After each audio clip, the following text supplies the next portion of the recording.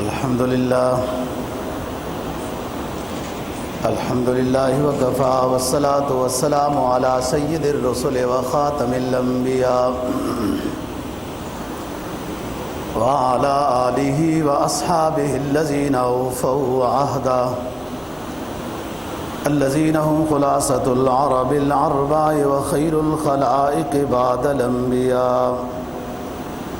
أما بعد فأعوذ بالله من الشيطان الرجيم.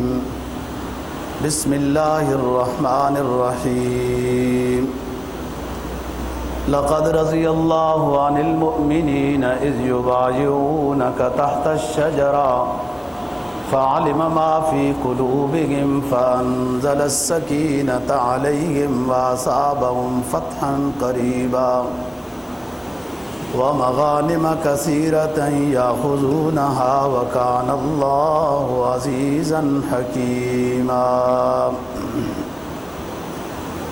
قال النبي صلى الله عليه وسلم لكل نبي رفيق ورفيقي في الجنة عثمان. صدق الله العظيم وصدق رسوله النبي الأمي الكريم ونحن على ذلك لمن الشاهدين والشاكرين والحمد لله رب العالمين. 26واں پارہ سورہ فتح کی 2 آیت کریمہ اور جناب نبی پاک صلی اللہ علیہ وسلم کا ایک فرمان تلاوت کیا ہے جس کو امام ترمذی نے روایت کیا ہے. فرمایا اللہ رب العزت نے لقد رضی اللہ عن المؤمنین اذ یبایعونک تحت الشجرہ. اے نبی، آپ جب لوگوں کی بیعت لے رہے تھے درخت کے نیچے تو یہ جتنے بیعت آپ کے ہاتھ پر کر رہے تھے اللہ ان سے راضی ہو گیا. فعلم ما فی قلوبہم، اللہ ان کے دلوں کے راز کو بھی جانتا تھا. فانزل السکینۃ علیہم، اللہ نے ان کے اوپر سکینت نازل کی. واصابہم فتحا قریبا، اور فیصلہ کیا کہ انہیں عن قریب فتح مبین عطا کرے گا اور اس میں بہت مال غنیمت بھی نصیب ہوگا جس کو یہ حضرات صحابہ کرام رضی اللہ عنہم حاصل کریں گے. وَكَانَ اللَّهُ عَزِيزًا حَكِيمًا، اللہ غالب ہے، کیوں کر سکتا ہے اور اب کیوں سلو کرا رہا ہے، ان تمام حکمتوں کو جاننے والا ہے. یہ آیت کریمہ صلح حدیبیہ کے موقع پر رسول پاک صلی اللہ علیہ وسلم پر نازل ہوئی. جو امام ترمذی کی روایت نقل کی ہے اس میں حضرت عثمان غنی رضی اللہ تعالیٰ عنہ کی فضیلت اور منقبت بیان ہوئی. آپ نے فرمایا ہر نبی کا کوئی نہ کوئی رفیق ہوتا ہے، میرا رفیق جنت میں حضرت عثمان غنی رضی اللہ تعالیٰ عنہ ہوگا.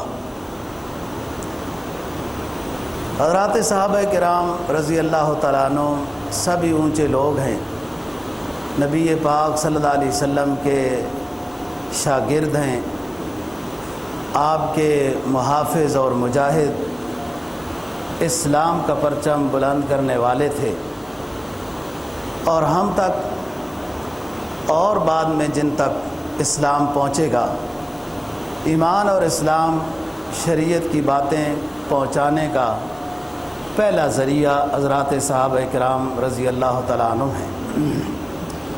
جس وقت آپ دنیا میں حیات تھے تو آپ کے قریب جتنے لوگ رہنے والے تھے آپ سے سبق لے رہے تھے، حدیثیں یاد کر رہے تھے، قرآن لکھ رہے تھے، یاد کر رہے تھے، وہ حضرات صحابہ اکرام رضی اللہ عنہم اور حضرات آل بیت رضی اللہ تعالیٰ عنہم تھے. انہی کی محنت اور کوشش سے اسلام تقریباً دور دراز تک پہنچا. آپ ایک ایک صحابی کے حالات زندگی دیکھیں. فرض کریں حضرت ابو ایوب انصاری رضی اللہ تعالیٰ عنہ ہیں، جن کے گھر کے سین میں نبی پاک صلی اللہ علیہ وسلم کی اونٹنی رک گئی تھی۔ صحابہ لے رہے تھے اونٹنی کو، جب ہجرت کر کے آپ مدینہ میں تشریف لے گئے تو آپ نے فرمایا دعوہا فإنہا مامورہ، اونٹنی کو مجبور نہ کرو کہ میری طرف آئے یا میرے گھر میں بیٹھے، چھوڑ دو اس کو بتایا گیا ہے کہ اس نے کہاں رکنا ہے۔ حضرت ابو ایوب انصاری رضی اللہ تعالیٰ عنہ کے گھر میں سین میں اونٹنی بیٹھی۔ بہرحال یہ گھر بھی کئی 100 سال پہلے طبہ بادشاہ نے خرید کر وصیت لکھی تھی کہ نبی آخر الزماں کی یہ رہائش ہوگی، یہ بات ہم کر چکے ہیں۔ یہ مدینہ کے صحابی ہیں، اتنا بڑا ان کو اعزاز نصیب ہوا کہ ان کے گھر میں سرکار دو جہاں صلی اللہ علیہ وسلم ٹھہرے، لیکن حضرت ابو ایوب انصاری رضی اللہ تعالیٰ عنہ کی مقبرہ روضہ مبارک مزار شریف وہ استنبول میں ہے، ترکی میں ہے۔ میں ویسے ایک مثال دے رہا ہوں۔ اسی طرح صحابہ اکرام رضی اللہ تعالیٰ عنہ، ان کی زندگی کا مشن ہی یہی تھا کہ نبی سے جو بات ملے اس کو دوسروں تک پہنچانا ہے۔ یہ پہلے لوگ ہیں حضرات آل بیت، حضرات صحابہ اکرام رضی اللہ عنہ، جنہوں نے نبی کی شاگردی اختیار کی، اور آل بیت بھی وہ آل بیت جنہوں نے آپ صلی اللہ علیہ وسلم پر ایمان لایا، ان کو اعزاز ملا۔ جو آل بیت کے ایمان نہیں لایا جیسے ابو لہب وغیرہ، تو ان کو وہ اعزاز نصیب نہیں ہوا، بلکہ ایسے لوگوں نے تو دکھ دیا ہے۔ حضرت امام مالک رحمہ اللہ تعالیٰ اپنے واعظ و نصیحت میں فرمایا کرتے تھے لوگوں کو کہ آل بیت اور حضرات صحابہ اکرام کے ساتھ محبت کرنا فرض ہے، اور یہ ہمارے ایمان کا حصہ اور جز ہے۔ حضرات صحابہ اکرام ہوں، آل بیت نبی پاک صلی اللہ علیہ وسلم کا خاندان ہو۔ حضرت عوام بن حوشب رحمہ اللہ تعالیٰ تابعین میں سے بڑے بزرگ ہیں، اپنے شاگردوں کو، علماء، خطباء، لوگوں کو یہ بتایا کرتے تھے کہ اپنی مجلسوں میں حضرات صحابہ کرام، حضرات آل بیت کے فضائل بیان کیا کرو، مناقب بیان کیا کرو، فضیلتیں بیان کیا کرو حضرات صحابہ اور آل بیت رضی اللہ عنہ کی، تاکہ لوگوں کے دلوں میں ان حضرات کی محبت ہو، اور جو اسلام دشمنوں نے جو تحریفیں کر کے کچھ باتیں آگے پیچھے پھیلا دی ہیں، تو مسلمانوں کے دلوں میں حضرات صحابہ یا آل بیت کے بارے میں کوئی میل نہیں آنی چاہیے۔ ظاہر ہے تذکرے سے بات بنتی ہے کہ تاکہ لوگوں کے دلوں میں میل ختم ہو جائے۔ آپ حضرات جو خطبے میں بات سنتے رہتے ہیں نا کہ خلفائے راشدین کا نام لیا جاتا ہے جمعے کے خطبے میں، عشرہ مبشرہ کے لیا جاتا ہے، حضرت علی رضی اللہ تعالیٰ عنہ، حضرت حسنین وغیرہ، حضرت حمزہ، حضرت عباس کا لیا جاتا ہے۔ یہ کیوں ہے ایسا؟ خطبے کا حصہ لازم کیوں بن گیا؟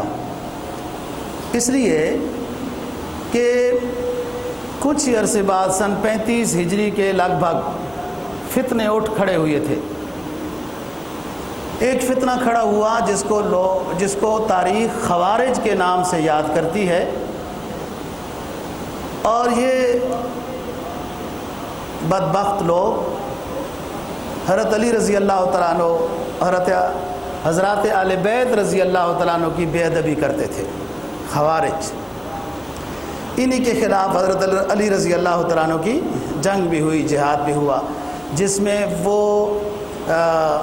شیطان جس نے یہ فتنہ شروع کیا تھا، ذوالخویسرہ، جس نے غزوہ حنین کے مال غنیمت کے طور تقسیم کے وقت آپ صلی اللہ علیہ وسلم پر اعتراض کیا تھا، تو آپ نے فرمایا تھا کہ یہ غلط آدمی ہے اور اس سے فتنہ اٹھے گا۔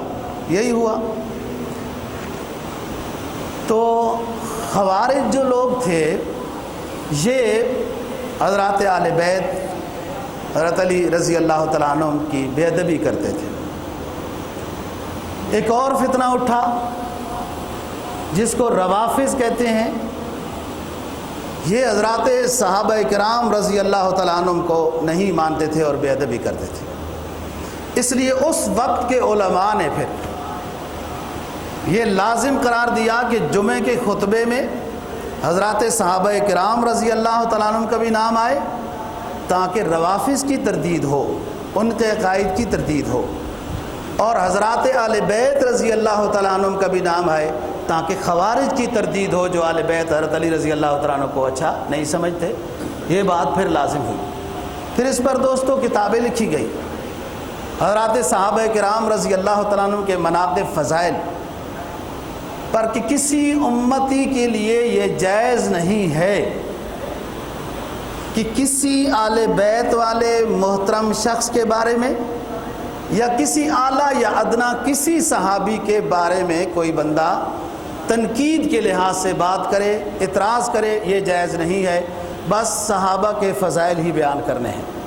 وہ اونچے لوگ تھے، جب قرآن نے ان کے بارے میں کہہ دیا رضی اللہ عنہم ورضوا عنہ، تو ہم کون ہیں جو تنقید کریں اسلام کی اساسوں، اسلام کی بنیادوں کو، کہ جن کے واسطے سے۔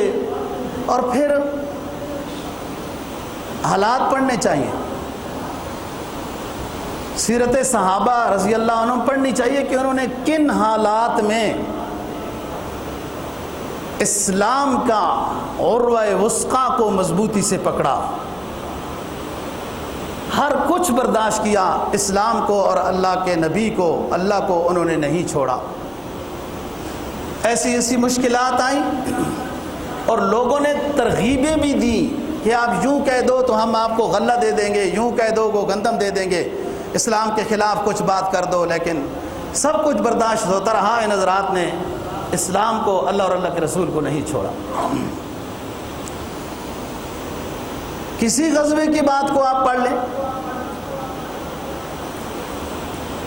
اہل اسلام کے لیے اہل بیت کی محبت بھی ایمان کا حصہ ہے، حضرات صحابہ کرام رضی اللہ تعالیٰ عنہ کی محبت بھی ایمان کا حصہ ہے۔ غزوہ بدر میں سارے اہل بیت تو نہیں تھے نا، اہل بیت کے چند لوگ تھے۔ غزوہ احد میں سارے اہل بیت تو نہیں تھے، اہل بیت کے چند لوگ بھی تھے۔ غزوہ احزاب میں سارے اہل بیت تو نہیں تھے، اہل بیت کے چند لوگ تھے۔ غزوہ تبوک میں سارے اہل بیت نہیں تھے، اہل بیت کے لوگ بھی تھے۔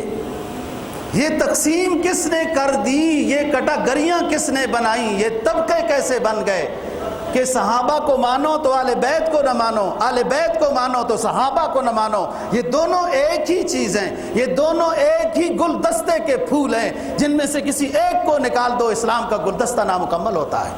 یہ سب اونچے لوگ ہیں، اسلام کے ترجمان، نبی کی زندگی کے ترجمان، اسوہ حسنہ کو لوگوں تک ان حضرات نے پہنچایا اور ایک ایک ادا کو زندہ کیا، معمولی بات نہیں ہے۔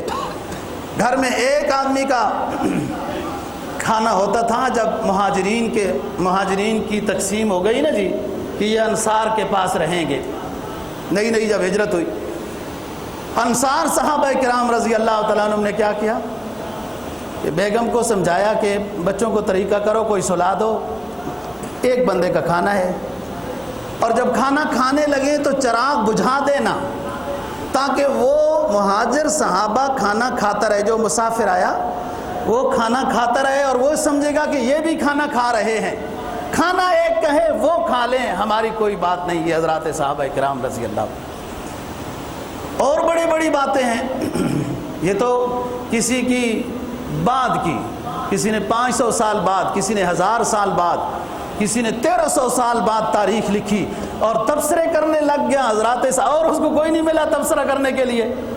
حضرات صحابہ ملے، نبی کے شاگرد ملے اس کو تنقید اور تبصرے کے لیے، کتنی بدبختی کی بات ہے۔ حضرت عائشہ صدیقہ رضی اللہ تعالیٰ عنہ راویہ ہیں، فرماتی ہیں رسول پاک صلی اللہ علیہ وسلم فرمایا کرتے تھے میری امت پر بگاڑ اس وقت تک نہیں آئے گا جب تک میری امت اپنے سابقہ لوگوں پر لان تان نہیں کرے گی۔ تو ہمارے لیے سابقہ لوگ خیر القرون قرنی ثم الذین یلونہم ثم الذین یلونہم، وہی لوگ ہیں۔ جیسے دوسری حدیث میں آپ نے بیان فرمایا کہ مجھے تمہارے بت پرستی میں مبتلا ہونے کا اندیشہ نہیں ہے، تمہارے اور کمزور ہونے کا اندیشہ نہیں، لیکن حب دنیا میں مبتلا ہونے کا اندیشہ ہے جس سے تم ہلاک ہو جاؤ گے۔ لا اخاف علیکم الفقر بل اخاف علیکم الدنیا، مجھے تمہارے فقر و فاقہ، بت پرستی ہے اس طرح کی میری امت من حیث الامہ تمام مشرک نہیں بنے گی، اور کسی اور چیز سے مجھے تمہارا خطرہ نہیں۔ خطرہ یہ ہے کہ جب بربادی تمہارے اوپر آئے گی تو دنیا کے ساتھ محبت کرنے لگ جاؤ گے، اور دنیا کی محبت یہی ہوتی ہے دوستو، دنیا کی محبت یہی ہوتی ہے کہ بندہ سب کچھ اپنے پاس ہو اور دوسرے مسلمان کا خیال نہ ہو، تو یہ دنیا کی محبت ہی ہے، یہ مذموم محبت ہے جو جوڑتے جا رہے ہیں، کرتے جا رہے ہیں۔ تو آج کی ہماری گزارشات میں حضرت عثمان غنی رضی اللہ تعالیٰ عنہ کے مناقب بیان کرنا ہے۔ یہ خلفائے راشدین میں سے ہیں، تیسرے خلیفہ ہیں۔ عثمان بن عفان رضی اللہ تعالیٰ عنہ ان کا نام ہے۔ یہ 5ویں پشت میں، شجرہ نسب میں 5ویں پشت میں سرکار دو جہاں صلی اللہ علیہ وسلم کے شجرہ نسب کے ساتھ مل جاتے ہیں۔ آپ 34ویں شخص ہیں مکی، 34ویں شخص مکی، 34ویں نمبر پر جنہوں نے اسلام لایا۔ یہ حضرت ابو بکر صدیق رضی اللہ تعالیٰ عنہ کے کاروبار میں شریک رہنے والے ساتھی تھے۔ آپ کا مکہ میں بھی بڑا کاروبار تھا، مدینہ میں بھی بڑا کاروبار تھا۔ مکہ کی عورتیں اپنے بچوں کو لوری دیتی تھی تو یہ ساتھ کہتی تھی، اے بچے میں تم سے اتنا پیار کرتی ہوں جتنے مکہ والے عثمان غنی سے پیار کرتے ہیں، کیونکہ وہ خیال کرتے تھے ہر کسی کا۔ اور یہ جو مسلم اور مومن ہے نا، یہ جب تعاون کرتا ہے تو اس میں اسلام کی ہدایت یہ ہے کہ اس میں کافر اور مسلم میں فرق نہیں ہے، جو غریب ہے خیال کرو۔ ابھی آپ کے سامنے بات آئے گی۔ 34ویں نمبر پر حضرت ابو بکر صدیق رضی اللہ تعالیٰ عنہ کی محنت سے، چونکہ ساتھی تھے، کاروباری ساتھی تھے نا جی، تو سمجھاتے رہے یہ میرا ساتھی نبی پاک صلی اللہ علیہ وسلم بہت اچھا ہے، امانت دیانت والا ہے، آخری نبی ہے، میں ایمان لا چکا ہوں، آپ بھی ایمان لے آؤ، بہتری ہوگی، کامیابی ہوگی، دنیا آخرت کی عزت ہوگی۔ بات جب ہوتی رہتی ہے نا، بار بار جب بات ہوتی رہتی ہے تو ایک دن اثر کر جاتی ہے۔ عثمان نے کہا جاؤ، آج تمہاری بات پر عمل کرتے ہیں، لے جاؤ اپنے پیغمبر کے پاس۔ چنانچہ نبی پاک صلی اللہ علیہ وسلم کی خدمت میں حاضر ہوئے، مشرف اسلام ہوئے۔ عثمان غنی کو 2 لقب عطا کیے گئے اور دونوں نبی پاک صلی اللہ علیہ وسلم نے یہ لقب دیے، ذو النورین اور غنی۔ غنی کا لقب آپ کو غزوہ تبوک کے چندے کے موقع پر سرکار دو جہاں صلی اللہ علیہ وسلم نے دیا تھا، اور ذو النورین کا لقب کہ نبی پاک صلی اللہ علیہ وسلم کی 2 لخت جگر، 2 نور نظر حضرت عثمان غنی رضی اللہ تعالیٰ عنہ کے نکاح میں آئیں۔ مکی زندگی میں ہجرت سے پہلے حضرت رقیہ رضی اللہ تعالیٰ عنہا رسول پاک صلی اللہ علیہ وسلم کی صاحبزادی حضرت عثمان غنی کے نکاح میں آپ نے دی۔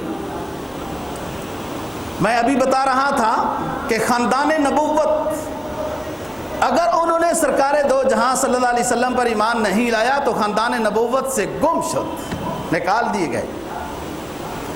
اور اگر کوئی روم سے آیا، کوئی فارس سے آیا، کوئی حبشہ سے آیا، نبی کے دامن کو پکڑا تو خاندان نبوت شمار ہو گئے۔ بلال از حبشہ، حسن از بصرہ، صہیب از روم، یہ وہاں سے آئے، خاندان نبوت پہ شمار ہو گئے۔ ابو لہب آپ کا چچا ہے، آپ کی پیدائش کے اوپر گھی کے چراغ جلائے تھے ابو لہب نے۔ آپ صلی اللہ علیہ وسلم سے ابو لہب کو بہت محبت تھی، یہی وجہ ہے کہ آپ صلی اللہ علیہ وسلم نے اپنی 2 بیٹیوں کا نکاح اپنے چچا ابو لہب کے 2 بیٹوں کو کیے تھے، عتبہ اور شیبہ کو۔ لیکن جب آپ نے نبوت کا اعلان کیا، یا ایھا الناس قولوا لا الہ الا اللہ تفلحون، تو ابو لہب تو پھر پتھر مارنے والا بن گیا، اور اس کی بیگم کانٹے اٹھا کے لانے والی بن گئی ہیں۔ تو پھر اس دشمنی میں، نظریاتی دشمنی میں، خاندانی تو خون ایک ہے، عبد المطلب کی اولاد میں سے ہیں، رشتہ خون میں تو ایک ہیں، نظریاتی اختلاف ہوا، ابو لہب ایمان نہیں لایا تو بیٹوں کو کہا کہ محمد کی دونوں بیٹیوں کو طلاق دے دو، انہوں نے دے دی۔ چنانچہ حضرت رقیہ کو طلاق ہو گئی تو آپ صلی اللہ علیہ وسلم نے حضرت رقیہ جو عتبہ کی ابو لہب کی جو بہو تھی، عتبہ کی بیوی، ابو لہب کا بیٹا ہے عتبہ، آپ نے حضرت عثمان غنی رضی اللہ تعالیٰ عنہ کے نکاح میں دی۔ پھر آپ کی اجازت سے، آپ کا کاروبار مکہ میں تھا اور کئی علاقوں میں تھا، تو آپ صلی اللہ علیہ وسلم کی اجازت سے حضرت عثمان غنی رضی اللہ تعالیٰ عنہ حبشہ کی طرف ہجرت کر کے چلے گئے تھے۔ ساتھ رقیہ بھی تھی، اولاد ابھی نہیں ہوئی تھی، یہ پہلی شادی ہے عثمان غنی رضی اللہ تعالیٰ عنہ کی۔ پھر جب عثمان کو پتہ چلا کہ سرکار دو جہاں صلی اللہ علیہ وسلم بما اپنے ساتھیوں کے مدینہ ہجرت کر کے تشریف لے گئے، تو حضرت عثمان اپنی اہلیہ کے ساتھ پھر مدینہ تشریف لے آئے تھے۔ حضرت رقیہ رضی اللہ تعالیٰ عنہ ساتھی تھی۔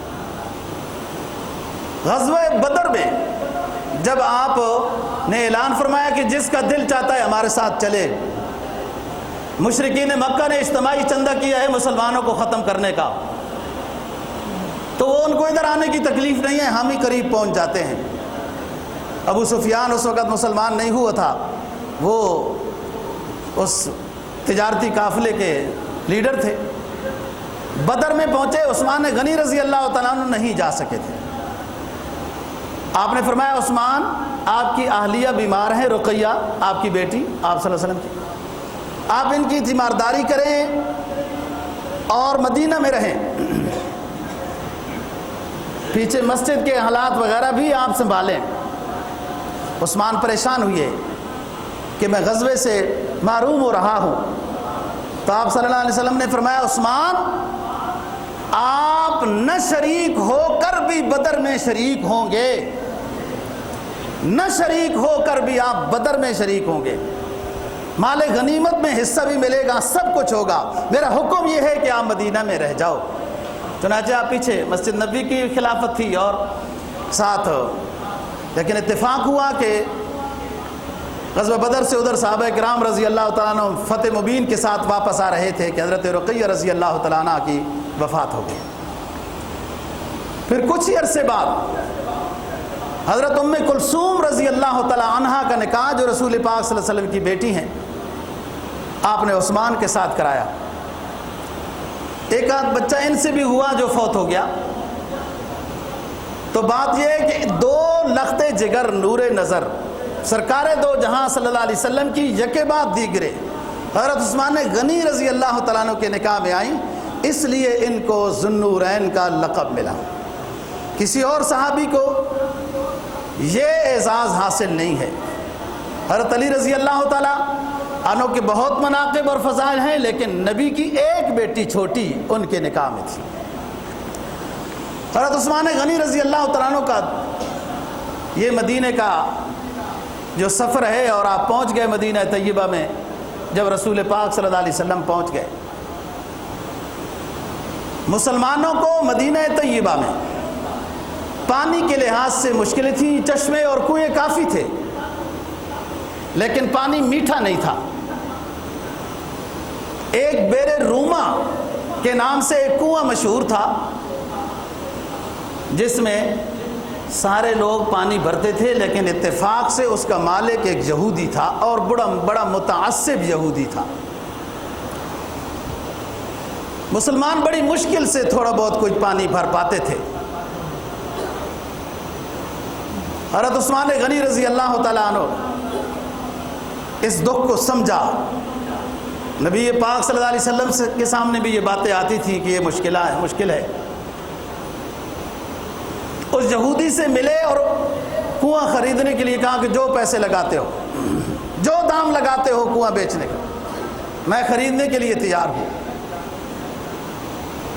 تو اس نے 12,000 درہم نصف کنواں بیچنے کے لیے کہا ہے۔ انہوں نے کہا ٹھیک ہے، نصف تو ہو جائے نا، ایک دن آپ لوگ پانی بھرتے رہنا، ایک دن مسلمان بھریں گے۔ کنویں کا ریٹ اس نے بہت زیادہ لگایا کہ یہ خرید نہیں سکیں گے، اور پھر چند ہی دن بعد اس نے کہا کہ میں دوسرا آدھا بھی بیچتا ہوں 8,000 درہم پر، 20,000 درہم پر یہ کنواں خرید کر میٹھے پانی کا حضرت عثمان غنی رضی اللہ تعالیٰ عنہ نے رسول پاک صلی اللہ علیہ وسلم کی خدمت میں حاضر کر دیا کہ حضور خریدا میں نے ہے اللہ کے فضل سے، لیکن یہ کنواں انسانیت کے لیے وقف ہے، جو مرضی ہے اس میں پانی بھرے۔ دنیا نے دیکھ لیا جب یہودی کے قبضے میں کنواں تھا تو مسلمانوں کے لیے پانی بھرنا مشکل تھا، جب مسلمان اس کنویں کا مالک بنا تو یہودی اور عیسائی اور مسلمان سب پانی بھرتے تھے، کوئی منع نہیں تھا۔ نبی پاک صلی اللہ علیہ وسلم بہت خوش ہوئے۔ نبی پاک صلی اللہ علیہ وسلم نے چھوٹی سی مسجد بنائی شروع میں، چند ہی ماہ بعد، مسجد نبوی، اور جس میں آپ اپنے حصے کے پتھر خود اٹھاتے تھے، گارا لے آتے تھے۔ حضرت ابو ہریرہ رضی اللہ تعالیٰ عنہ راستے میں پتھر لینے کی بھی کوشش کی تو آپ نے کہا اپنی باری کے پتھر لے کے آؤ، مجھے اپنے نمبر کے پتھر اٹھانے دو۔ مسجد تو بن گئی لیکن تھوڑی تھی۔ چند دنوں بعد جب لوگ حلقہ اسلام میں داخل ہوئے مسجد تنگ ہو گئی۔ آپ نے جمعے کے خطبے میں ارشاد فرمایا کہ کوئی ہے یہ قریب والا بقعہ ارض خرید کر مسجد نبوی میں شریک کر دے تو مجھ سے سن لے، آخرت میں اس سے اعلیٰ اللہ پاک اس کو جنت الفردوس میں محل عطا کرے گا۔ من بنا للہ مسجدا، اسی مقام پہ آپ نے فرمایا من بنا للہ مسجدا بنى اللہ لہ بیتا فی الجنہ، جس شخص نے اللہ کا گھر دنیا میں بنایا، مسجد بنائی، وہ سن لے کہ اس کو اللہ پاک جنت الفردوس میں اعلیٰ محل عطا کرے گا۔ عثمان غنی رضی اللہ تعالیٰ عنہ اٹھے، عرض کیا اللہ کے رسول میں وہ زمین خرید کر مسجد نبوی میں ملا دیتا ہوں۔ آپ مسکرائے، دعا دی اور مسجد تو اس کی توسیع ہو گئی۔ یہ دوسرا کارنامہ ہے عثمان غنی رضی اللہ تعالیٰ عنہ۔ اب جی جیش عسرہ، غزوہ تبوک کے جیش کو کہا جاتا ہے، یہ سن 9 ہجری میں وجود میں آیا۔ فصلیں پکی ہوئی تھی، کھجوریں وغیرہ دیگر غلے پکے ہوئے تھے، کاٹنے کے قریب تھے، کٹنے کا بھی چند دن رہتے تھے۔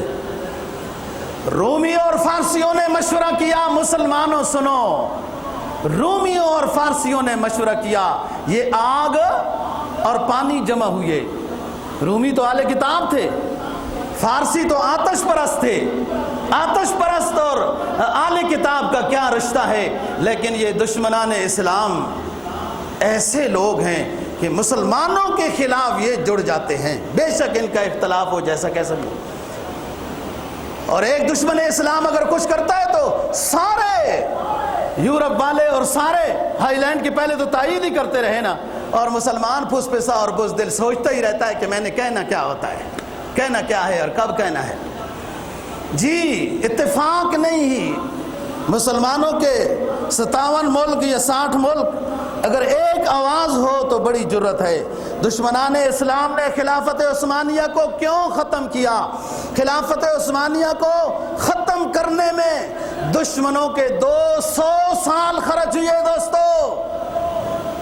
وہ کیا عورتیں مختلف الجنس کے ساتھ پیدا کرائی گئی، وہ خوبصورتی اور ان کے اندر ڈالی گئی وغیرہ وغیرہ، کیوں؟ کہ خلافت عثمانیہ ایک اجتماعی، مسلمانوں کی ایک اجتماعی طاقت کا نام تھا کہ دشمن مسلمانوں کے خلاف سوچ نہیں سکتا تھا۔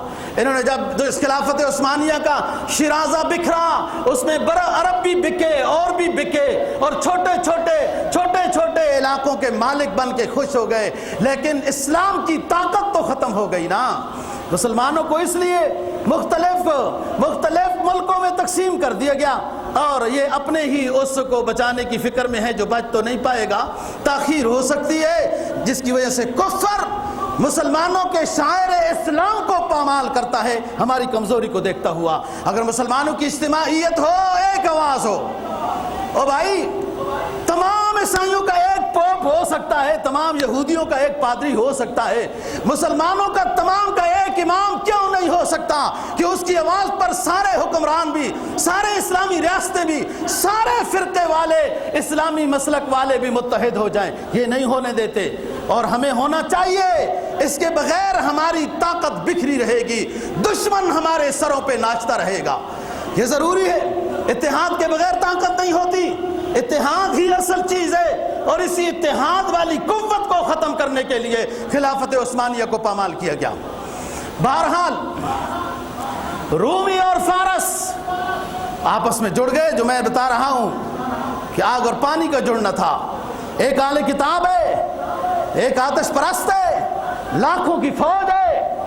مشورہ یہ ہوا کہ مسلمانوں کو ختم کر دیں گے، نبی پاک صلی اللہ علیہ وسلم اور ان کے صحابہ کرام کو ختم کر دیں گے۔ آپ کو اطلاع ہوئی، کچھ تاجر آئے وہ تیل ویل بیچنے کے لیے، اطلاع ہوئی، آپ نے اطلاع پر پھر مخبری کرائی کہ واقعتاً ایسا انتظام ان کا پروگرام ہے، وہ سچ ثابت ہوئی، تو آپ نے پیغام بھیجا رومیوں کی طرف کہ ادھر آنے کی ضرورت نہیں، ہم ہی وہاں پہنچ جاتے ہیں، یہاں سفر کر کے آنے کی تکلیف نہ کرو، تم مسلمانوں کو ختم کرنا چاہتے ہو تو ہم وہاں خود ہی پہنچ جاتے ہیں، ادھر آتے کیوں؟ اس کو کہتے ہیں جرأت اور بہادری۔ یہی طاقت ہوتی ہے، دشمن مشورے کرتا رہے اور پھر وہ آتا رہے، ہم کہیں ابھی پہنچا تو نہیں۔ دشمن جب مشورہ کرے، جب کیسر و کسریٰ کو حضرت عمر فاروق رضی اللہ تعالیٰ عنہ نے فتح کیا تو ابو موسیٰ اشعری کو یہ پیغام بھیجا کہ ان کو کہہ دو کہ میرے محبوب پیغمبر کے خط کو پھاڑا تھا، اس کا مطلب آج مل گیا ہے، ہمارے نبی کی توہین کی تھی تم نے، خط پڑھ کے رکھ لیتے، عمل نہ کرتے، خط کیوں پھاڑا تھا؟ ہمارے نبی کو حقیر سمجھا تھا، لعاذ باللہ۔ آج کیسر و کسریٰ فتح ہو گیا، کسریٰ یہ فارس فتح ہو گیا، تم نے ہمارے نبی کی بے ادبی کی تھی، کیا مطلب مل گئے؟ یہ تھے مسلمان، یہ ان کی تھی غیرت، اور آپ جناب سوئے ہیں سارے، اور آپ نے اپنے ذرا سے خطے کو لکیریں لگا کے بیٹھے ہیں، یہ ہمارا ملک دے، ہمارا ملک جنو عرب ہمارا، ہندوستان ہمارا، مسلم میں ہم وطن میں ہم، سارا جہاں ہمارا۔ جب مسلم کا نظریہ یہ نہیں ہوگا کہ سارے مسلمان ہم ایک ہیں تو یہ طاقتور کیسے بنے گا؟ اور دشمن آئے دن میں ان کو کھلونا اور فٹ بال بنائے گا۔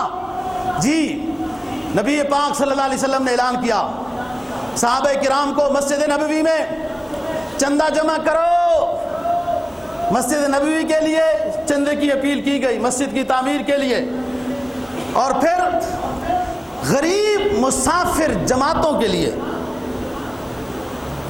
بھی چندے کی اپیل کی گئی۔ امام کر سکتا ہے، امام کو جب شرع صدر ہو کہ فلانا بندہ واقعتاً غریب ہے تو امام اس کے لیے چندہ کرے، یہ سنت ہے، یہ جائز ہے، لوگوں کا دینا بھی جائز ہے۔ خود کو نہیں اعلان کرنا چاہیے، غریب شخص کے مسجد کا اعلان، مدرسے کا اعلان اور جہاد کی چندے کا اعلان نبی پاک صلی اللہ علیہ وسلم نے خود کیا، مسجد میں چندے کا اعلان ہو گیا، لوگ جمع ہو گئے۔ یہ وہی چندہ ہے جس میں ابو بکر نے اپنے گھر کی سوئی بھی نہیں چھوڑی تھی، یہ وہی چندہ ہے کہ جس میں عمر اپنا آدھا سامان لے آیا تھا، بار بار آپ اعلان کرتے تھے اور لاؤ۔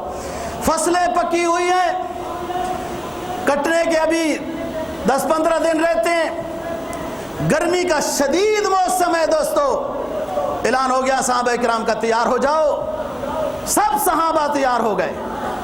2-3 سے سستی ہوئی، آپ صلی اللہ علیہ وسلم ناراض ہو گئے، پھر بعد میں 40-50 دن بلایا نہیں ان کے ساتھ، پھر جب وہی آ گئی وَعَلَى الثَّلَاثَةِ الَّذِينَ خُلِّفُوا حَتَّى إِذَا ضَاقَتْ عَلَيْهِمُ الْأَرْضُ بِمَا رَحُبَتْ، اے نبی ہم نے معاف کر دیا، آپ بھی معاف کر دیں۔ 50 دن کے بعد، جس میں حضرت مالک رضی اللہ تعالیٰ عنہ صحابی ہیں، آپ سمجھیں نبی کی ایک بات کو نہ ماننے سے اتنا نقصان ہوا کہ 50 دن سرکار دو جہاں صلی اللہ علیہ وسلم بولے نہیں، ایک جہاد میں وہ شریک نہیں ہوا، باقی وہ شخص حضرت مالک اپنی زندگی میں 73 جنگوں کے اندر شریک ہوئے، ایک بھی نہیں ہوئے۔ حضرت سستی ہو گئی، میں نے کہا میرے پاس گھوڑا تیز ہے میں جلدی پہنچ جاؤں گا، آپ ناراض ہوئے۔ اللہ نے جب وہی بھیجی وغیرہ، یہ وہ غزوہ ہے جو بار بار آپ اعلان کر رہے ہیں۔ حضرت عثمان غنی رضی اللہ تعالیٰ نے 1000 اونٹ بما ساز و سامان کے اعلان کے سامنے رکھ دیا کہ حضرت میں دوں گا، پھر آپ نے اعلان فرمایا کہ اور بھی دو، اور بھی چندے کی ضرورت ہے، بہت دور جانا ہے، ہزاروں ساتھیوں نے جانا ہے، لاکھوں کی فوج کا مقابلہ ہے، کئی دن وہاں رہنا پڑے گا، اور چندہ دو اور جمع کرو۔ یہ بھی امتحان تھا۔ آپ صلی اللہ علیہ وسلم مسجد نبوی میں کھڑے ہیں، حضرات صحابہ کرام بیٹھے ہیں، بات کی جا رہی، سنی جا رہی، چندہ ہر کوئی اپنی گنجائش کے مطابق دے رہا ہے۔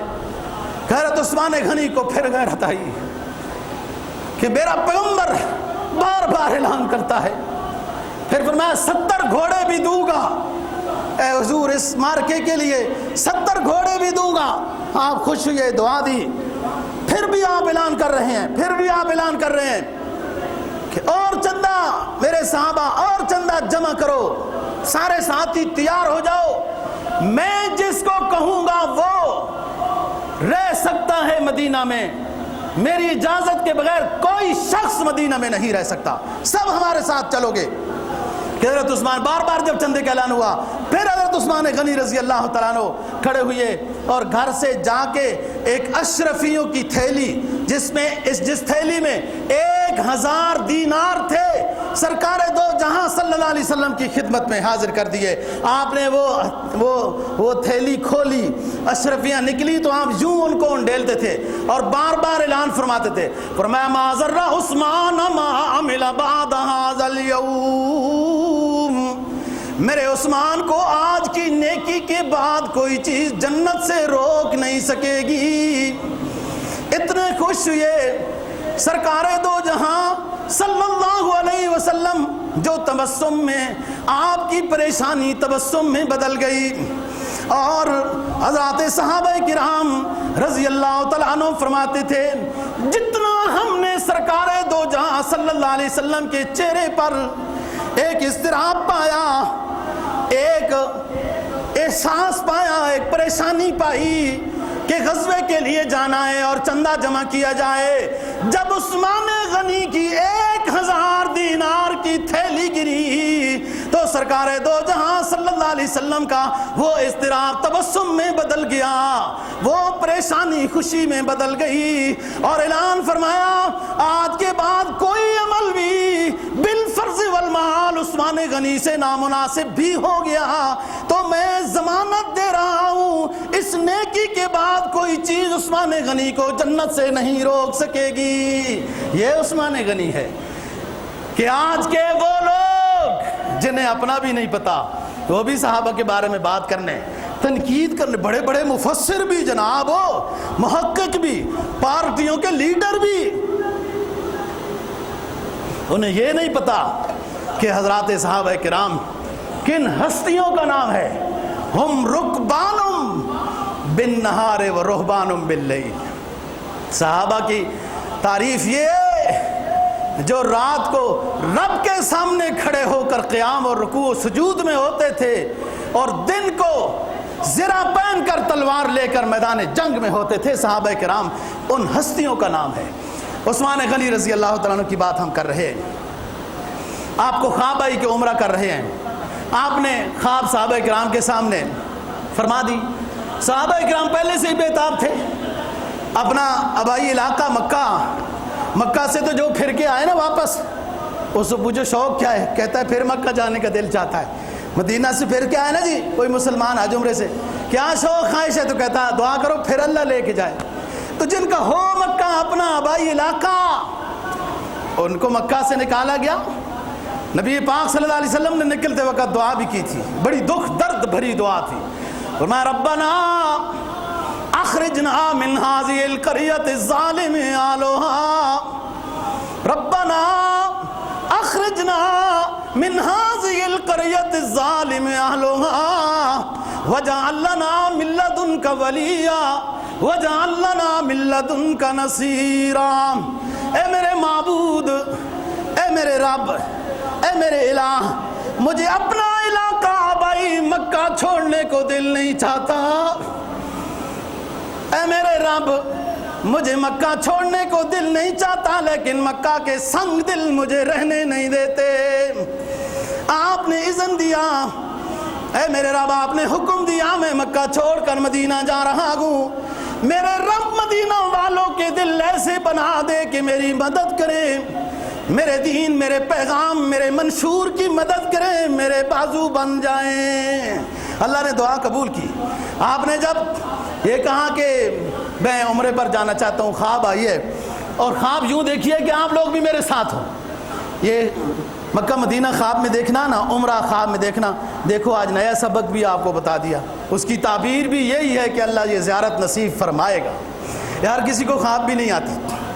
جی صحابہ تیار ہو گئے۔ اس خواب میں سال کی نشاندہی نہیں کی گئی تھی کہ فلانے سال عمرہ ہوگا، بس عمرہ کر رہے ہیں۔ صحابہ تیار ہو گئے، صلح حدیبیہ میں روک دیے گئے۔ حضرت عثمان غنی رضی اللہ تعالیٰ عنہ، صلح حدیبیہ بالکل حدود حرم ہے، اب تک چھوٹی سی مسجد وہاں ہے، شمیسیہ علاقے کا آج کل نام ہے۔ عثمان غنی رضی اللہ تعالیٰ عنہ کو آپ نے سفیر بنا کے بھیجا۔ خبر مشہور ہو گئی کہ عثمان غنی کو شہید کر دیا گیا۔ مکہ میں بات کرنے گئے تھے مکہ میں کہ ہمیں عمرہ کرنے دو اور کوئی ارادہ نہیں ہے۔ انہوں نے کہا آپ کر لو، وہ بات وہی ہے نا کہ وہ یہ محسن تھے، آپ عمرہ کر لو چلے جاؤ۔ انہوں نے کہا یہ کیسے ہو سکتا ہے، میرا پیغمبر عمرہ نہ کرے اور میں عمرہ کر کے چلا جاؤں۔ بات دیکھی آپ نے۔ بہرحال ان کو قید کر دیا گیا، خبر مشہور کر دی کہ عثمان غنی رضی اللہ تعالیٰ عنہ کو شہید کر دیا گیا۔ آپ صلی اللہ علیہ وسلم کو پتہ چلی، آپ نے صحابہ کو بلایا، احرام میں ہیں سارے حضرات، احرام میں ہیں، چادریں باندھی ہوئی ہیں، قریب مکہ ہے، حدود حرم ہے، شمیسیہ صلح حدیبیہ کا مقام آدھا حرم میں آدھا ہل میں ہے۔ بیعت لی، سب صحابہ سے ہاتھ ملایا آپ نے نمبر وار کہ عثمان غنی کے خون کا بدلہ لے کے جائیں گے۔ ایک ساتھی ہے وہ پکڑا گیا، گرفتار ہو گیا، امریکہ کی جیل ہو گیا، خاتون ہے تو کیا ہو گیا، ہم تو اپنی آرام کی نیند سو رہے ہیں نا، ہمیں کیا ہے۔ یہ مسلمان کی پہچان نہیں ہے دوستو۔ اور کاروبار ہوتے ہیں اور معاملات ہوتے ہیں اور طرح طرح کے مشورے ہوتے ہیں، تو بے گناہ خاتون پڑی ہوئی ہے بس، اور اپنی کتنے سالوں کی سزا بھگوتری مسلمان سارے جناب، کوئی رومال اوڑھ کے فکر میں رومال اوڑھ کے شیخ بنے پھرتے ہیں، کوئی کیا، اور او آر سی کی کیا ہے وہ اسلامی سربراہی، وہ بھی سارے گنگے ہی ہیں، وہ سمجھ نہیں آتی ان کو کس بات پر کب بولنا ہوتا ہے کب نہیں بولنا ہوتا۔ اسلام نام کس چیز کا ہے؟ قرآن، حدیث، یا اللہ اور اللہ کا رسول۔ جی جب اللہ اور اللہ کے رسول کی بے ادبی کر دی جائے اور مسلمانوں تو اس وقت کس نے بولنا ہے، کب بولنا ہے؟ مسلمانوں کی ایمان کے دو جز اعظم ہیں، لا الہ الا اللہ محمد الرسول اللہ۔ جب نبی کے خلاف بے ادبی ہو جائے تو عوام نے ریلیاں نکالنی ہیں، بے شک ان کا حق بھی ہے، ان کا بھی پیغمبر ہے، عوام کا بھی ایمان ہے، لیکن مسلمان حکمرانوں کو اور خصوصاً جو تمام مسلمان بادشاہوں کے آپس میں ایک تنظیم ہے، وہ کب بولے گی، کب نیند پوری ہوگی؟ جب نبی کے بارے میں یہ بات کر دی تو نہیں بول سکتے ہو تو کب بولو گے؟ یہ بولنا ضروری ہے، اور ان کے لیے ہمت کی دعا کرنا بھی ہمارے ذمہ ضروری ہے۔ اللہ ان کو بہادری دے، جرأت دے، حوصلہ دے، بات کرنے کی ہمت دے۔ اب سارے تو تقریباً 60 سال گزار چکے ہیں، اور کتنا جینا ہے؟ جینا جرأت کا جینا ہوتا ہے، ایسے کیا جینا ہے؟ جی نبی پاک صلی اللہ علیہ وسلم کو پتہ چلا عثمان کو شہید کر دیا گیا، آپ نے بیعت لی عثمان کا بدلہ لے کے جائیں گے۔ ایک ساتھی ہے، سوچنے کی بات، سمجھنے کی بات ہے جو میں متوجہ کر رہا ہوں۔ اللہ کو اپنے پیغمبر کی یہ ادا پسند آ گئی، پیغمبر کی تو ہر ادا ہی اللہ کو پسند ہے نا جی۔ چادر اوڑھے تو یا ایھا المزمل کہہ دیتے ہیں، جب کمبل اوڑھے تو یا ایھا المدثر کہہ دیتے ہیں۔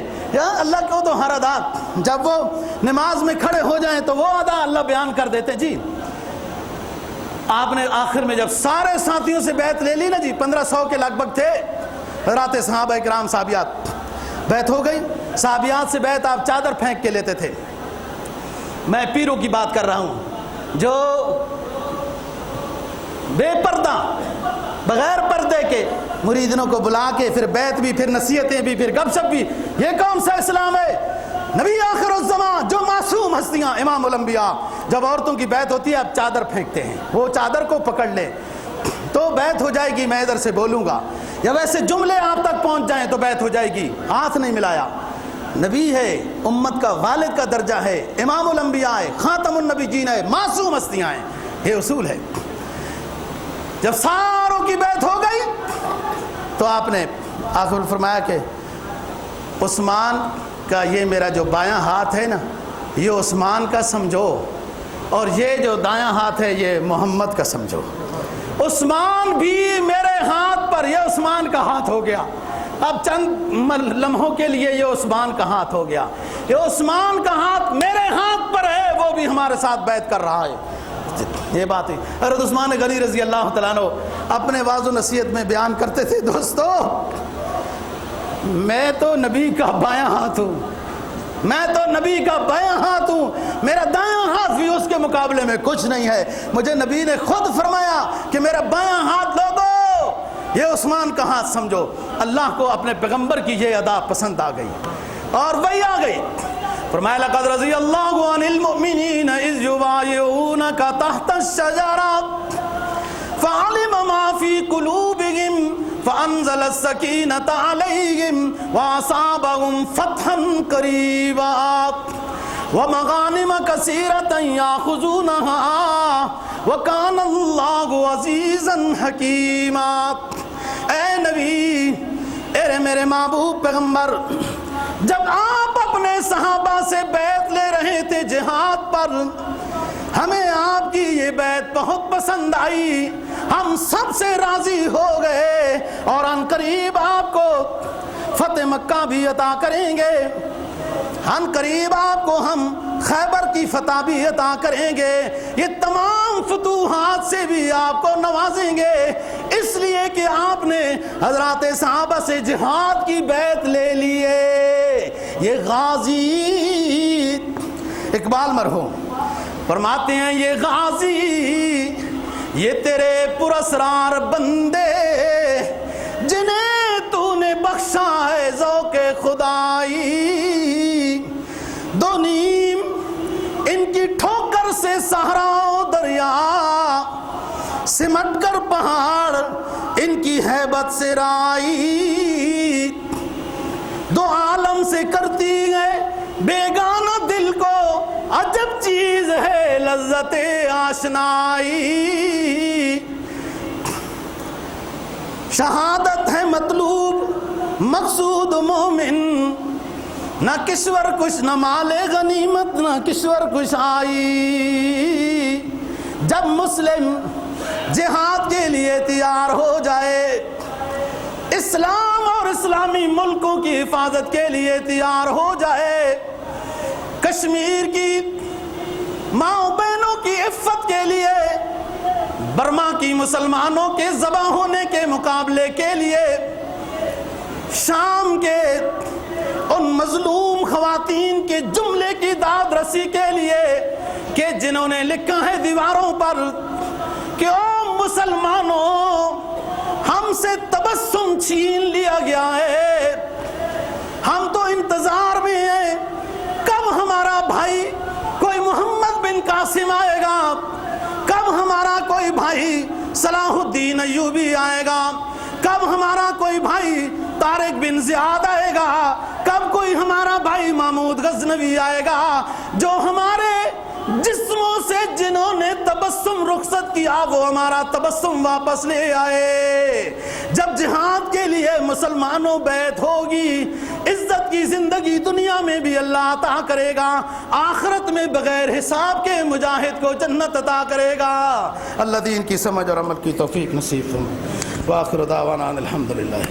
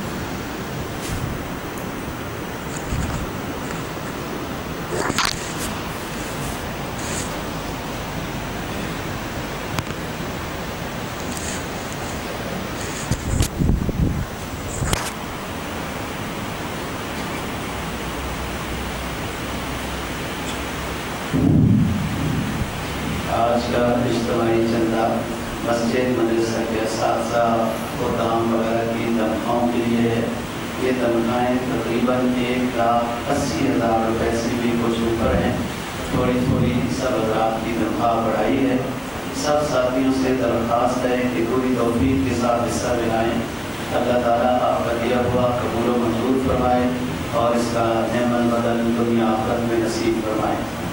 بجلی کے بل کے بارے میں گزشتہ جو میں اعلان کیا تھا اس میں کچھ رقم باقی ہے، لیکن ایک ساتھی نے وعدہ کیا ہے کہ وہ باقی رقم وہ ادا کر دیں گے۔ آج کا مکمل چندہ تنخواہوں کے لیے ہوگا۔ سب ساتھیوں سے درخواست ہے کہ اپنی پوری توفیق اور ہمت کے ساتھ حصہ ملائیں۔ اللہ تعالیٰ آپ کا اس حصہ جو اشاعت دین میں ہے قبول و منظور فرمائے اور اس کا نعم البدل دنیا آخرت میں نصیب فرمائے۔